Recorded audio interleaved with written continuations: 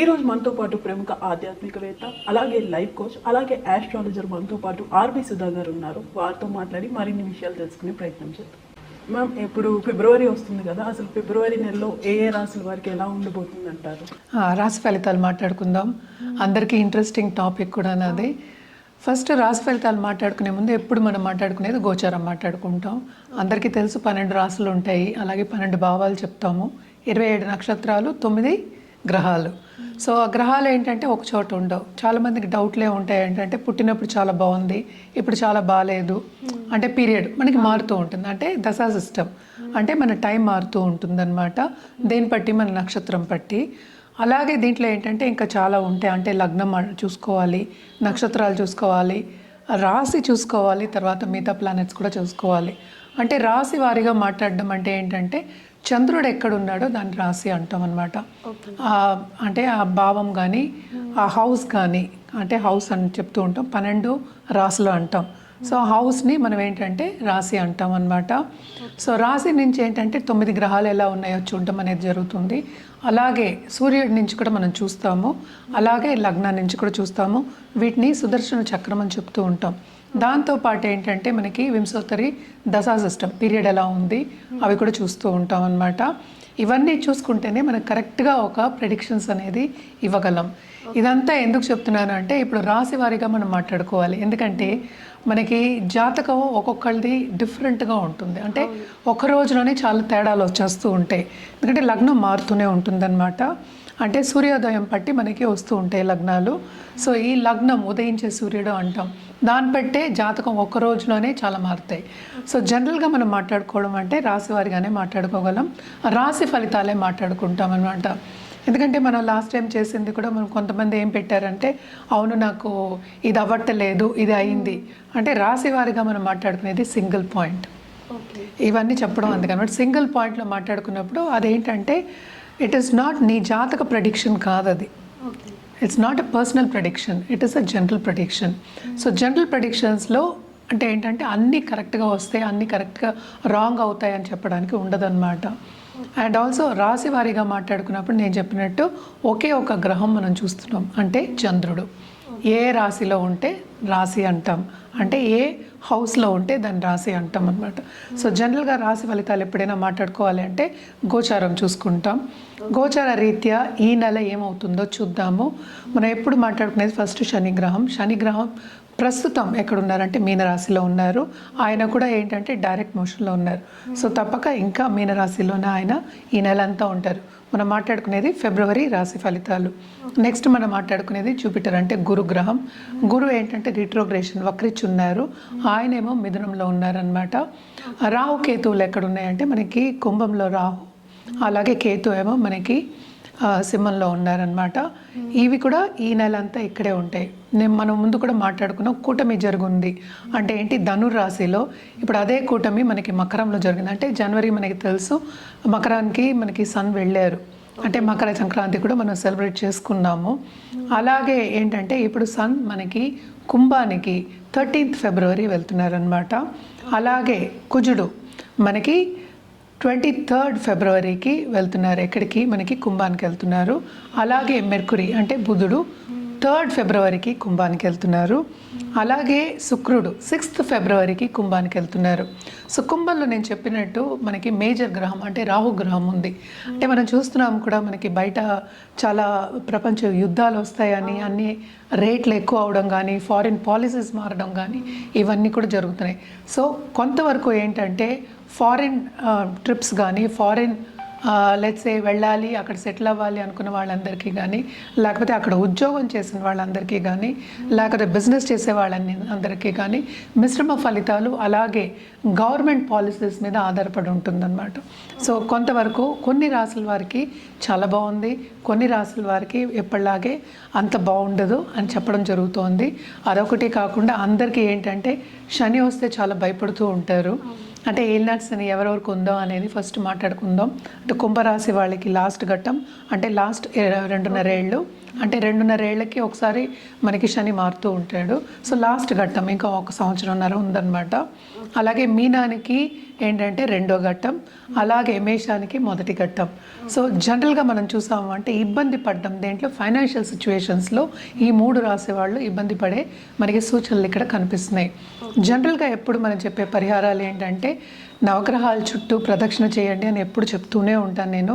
అది ఒక్కొక్క రాశి మాట్లాడినప్పుడు ఏమవుతుందంటే ఏ రోజు చేయాలి అనేది మనం చూడొచ్చు అనమాట. జనరల్గా ఏంటంటే నవగ్రహాల చుట్టూ తిరగడం అంటే ప్రదక్షిణ చేయడం, అలాగే నవగ్రహ స్తోత్రాలు చదువుకోవడం, నవగ్రహ హోమాల్లో పాల్గొవడం చాలా మంచిది. అదొకటి కాకుండా ఈ మధ్యన చాలా మటుకు ఏంటంటే దేవి పూజలు చేయడం అనేది జరుగుతోంది. సో దేవికి మించిన మనకి ఏమి శక్తి మనం చెప్పలేమన్నమాట. అన్నిటికన్నా మించిన శక్తి అని చెప్తూ ఉంటాము. సో దేవి పూజలు చేసిన వాళ్ళు ప్లీజ్ కంటిన్యూ చేయండి. And it is very good ఈ మంత్ చేయడం కూడా. అలాగే మనకి శివరాత్రి కూడా వస్తోంది. సో శివుడి గురించి కూడా మనం మాట్లాడుకోవాలి. సో ద్వాదశ జ్యోతిర్లింగాలను వెళ్ళి దర్శించుకోవడం కానీ, అలాగే ఆధ్యాత్మికంగా గడపడం కానీ ఈ నెల చాలా మంచిది. ఎందుకనంటే శివరాత్రి రోజు అంటే మాస శివరాత్రి అంటే చతుర్దశి రోజు కూడా చాలా చాలా మంచిది. ఆ ఎనర్జీ అనేది ఏంటంటే సెల్ఫ్ హీలింగ్కి, సెల్ఫ్ ఇంప్రూవ్మెంట్కి, అలాగే ఏంటంటే మెడిటేషన్ చేయడానికి ఎనర్జీస్ అంటే ఏంటి మన ఎనర్జీస్ సరౌండింగ్ అస్ అంటే ఏంటి యూనివర్స్ ఎనర్జీస్ అనేవి సహకరిస్తాయి. చాలా పాజిటివ్ ఎనర్జీ ఉంటుంది. సో తప్పక ఏదైనా సరే మన శివరాత్రి పండగ కింద కాకుండా మనం ఏంటి self healing, self questioning, self improvement and also ఆధ్యాత్మికంగా గడపడానికి మనం చెప్తాం. అంటే ఏంటి పేషెన్స్గా ఉండడం, అలాగే సాలిట్యూడ్ సైలెంట్గా ఉండడం, సైలెన్స్లోనే మనం ఏంటి ధ్యానం చేసుకోవడం, ఇవన్నీ చెప్తూ ఉంటాం. అదంతా ఎందుకు మనం సరిదిద్దుకోవడానికి, మనకి ఏం కావాలో అని ఫస్ట్ తెలుసుకోవడానికి. అంటే ఏంటి మనం లోపల ఏముంది అంటే ఏంటి మనలో ఉన్న జీవుడికి ఏం కావాలి, మనకి ఏం కావాలి లైఫ్లో అని తెలుసుకోవడానికి అండ్ ఆల్సో ఆధ్యాత్మికంగా స్పిరిచువల్ గ్రోత్ ఉండడానికి చాలా మంచిది. అదే ఈరోజు కూడా ఏంటంటే ఉపదేశం తీసుకోవడం అనేది కూడా చాలా మంచిదన్నమాట. సో తప్పక ఉపదేశం తీసుకోండి. లేకపోతే రాత్రంతా జాగారం చేసి శివనామంతో జాగారం చేసి శివుని తలుచుకుంటూ తెల్లారగట్ట అంటే లేచి మళ్ళా మన కార్యక్రమం చేసుకోవడం అనేది చాలా మంచిదన్నమాట. అందుకనే ఈరోజు కూడా ఎక్కువ ఏంటంటే మన ప్రసాదాలు కూడా చెప్పాము. అండ్ ఆల్సో మనకి ఎక్కువ అంటే పండగ కింద మనం చెప్పాం, అంటే పెద్ద పండగ అన్నట్టు చెప్పాం. ఏదైనా సరే ఆధ్యాత్మికంగా చేసుకోవడం, మనకి మనం ఇంప్రూవ్ చేసుకోవడానికి చెప్తూ ఉంటాము.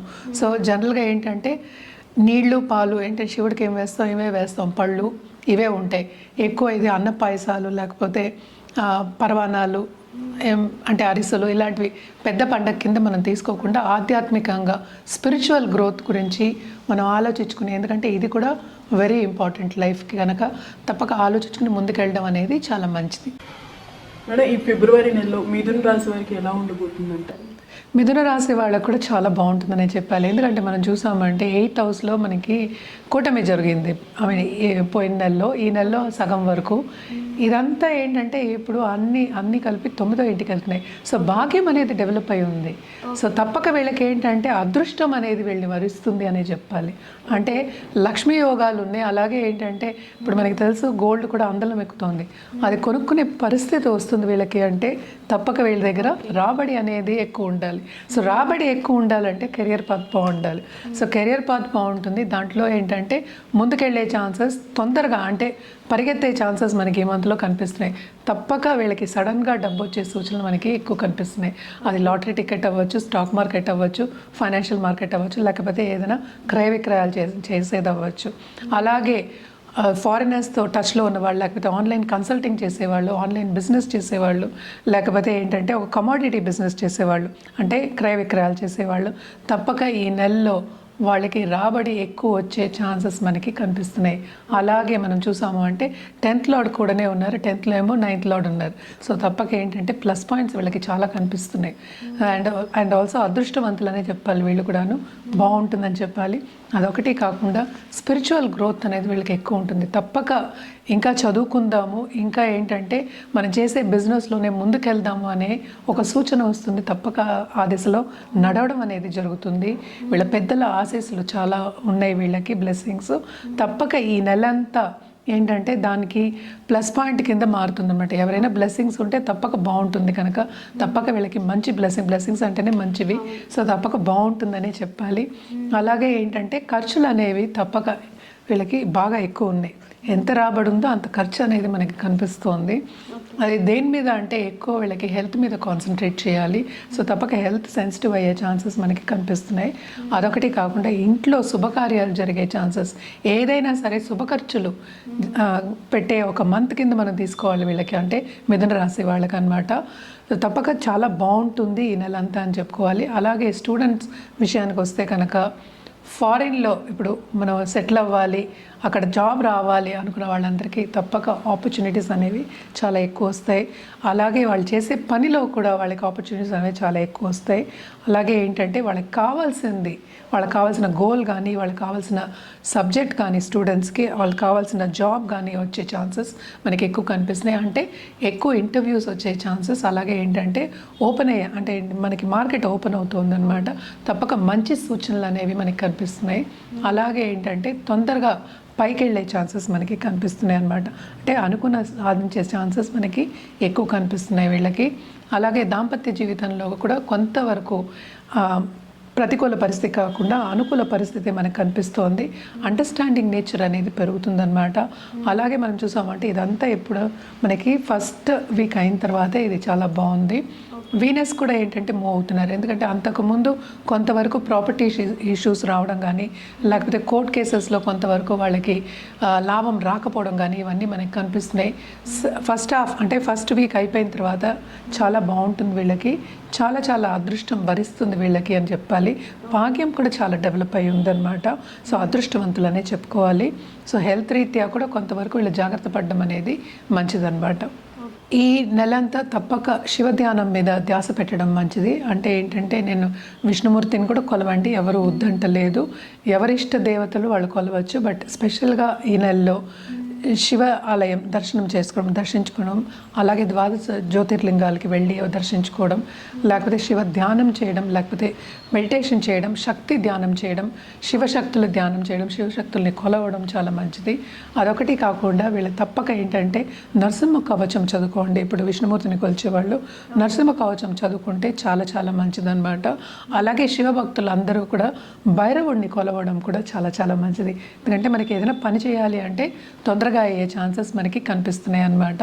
సో తప్పక వీళ్ళ కలర్స్ విషయానికి వస్తే కనుక ఎల్లో ఎక్కువ వాడడం కానీ, and also green, yellow, green and gold, ఇవి 3 వాడితే చాలా మంచిది. ఏ రోజు వెడ్నెస్డే వాడితే చాలా మంచిది. అదొకటి కాకుండా రుద్రాక్ష విషయానికి వస్తే కనుక తప్పక వీళ్ళు పంచముఖి వేసుకోవచ్చు.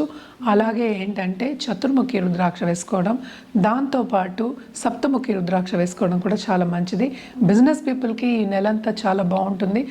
అంటే ఏంటి, వాళ్ళు అనుకున్న రాబడి తెచ్చుకోవడం కానీ, మోతాదు తెచ్చుకోవడం కానీ, బిజినెస్ విస్తరించడం కానీ చాలా బాగుంటుంది. ఎస్పెషలీ పార్ట్నర్షిప్ బిజినెస్ అన్నమాట. సో తప్పక ఏంటంటే ఈ పరిహారాలు చేస్తే వీళ్ళకి ఇంకా బాగుంటుంది.